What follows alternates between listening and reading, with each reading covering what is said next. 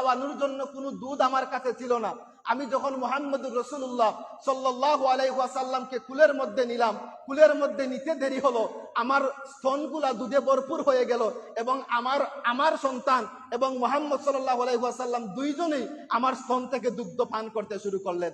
মা হালিমা বলছেন, আনন্দে মনে হচ্ছে আমি চিৎকার দিয়ে দিব, এরকম একটা অবস্থা। সাথে সাথে আমি আমার উটনির দিকে তাকাইলাম, যেই উটনির উলানগুলা একদম শুকনো ছিল। আমি হালিমা আমার সন্তানকে যে দুধ দোহন করে দুধ পান করাবো এরকমই ছিল না।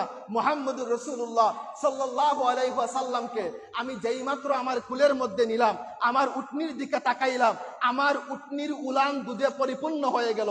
আমার স্বামী উটনি থেকে দুধ দুহালেন এবং আমিও পান করলাম, আমার সন্তানকেও দিলাম, আমার স্বামীও পান করলেন।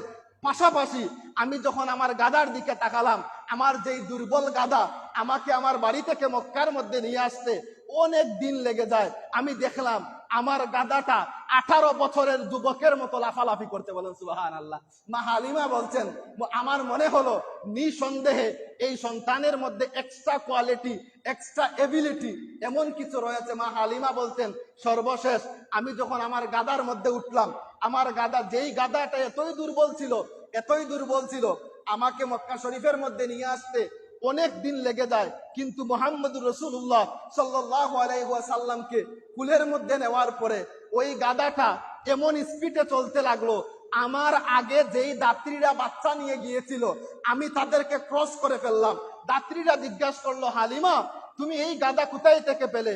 যাওয়ার সময় তো আমরা তোমাকে পিছনে ফেলে গেলাম, এখন দেখি তুমি আমাদেরকে পিছনে ফেলে যাচ্ছ।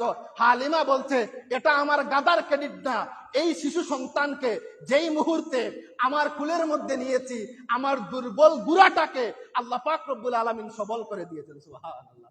মা হালিমা বলছেন, আমার মনে হলো আনন্দে চিৎকার করে দেই। এই সময় আমি আমার বাড়িতে যাওয়ার আগে আমি একটা জায়গার মধ্যে আমার বকরিগুলা রেখে এসেছিলাম। ওই সময় এমন দুর্ভিক্ষ ছিল, বকরিগুলা সকালবেলা দিতাম, আবার সন্ধ্যাবেলা যাইতো একদম উপাস, পেটের মধ্যে কোনো খাবার জুটতো না, অর্থাৎ মরুভূমির মধ্যে ঘাস নাই, দুর্ভিক্ষ চলছিল। উলানের মধ্যে কোনো দুধ দেখা যাইতো না।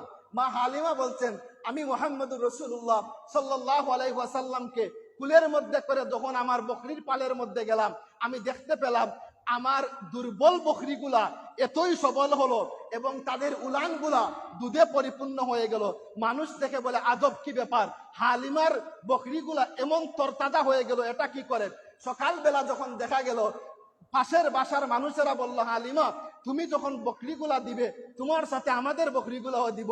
হালিমা বলছেন, আমার বকরির পালের সাথে আমার আশেপাশে আত্মীয় স্বজনের বকরির পালগুলাও একসাথে দিতাম, কিন্তু সন্ধ্যাবেলা আমার বকরিগুলা বড়া পেটে উলান দুধে ভর্তি হয়ে আমার ঘরের মধ্যে আগমন করত, কিন্তু আমার পাশের ঘরের বকরিগুলা খালি পেট নিয়ে চলে যাইতো, আবার খালি পেট নিয়ে চলে আসতো। সুবহানাল্লাহ। মা হালিমা বলছেন যে মুহাম্মদ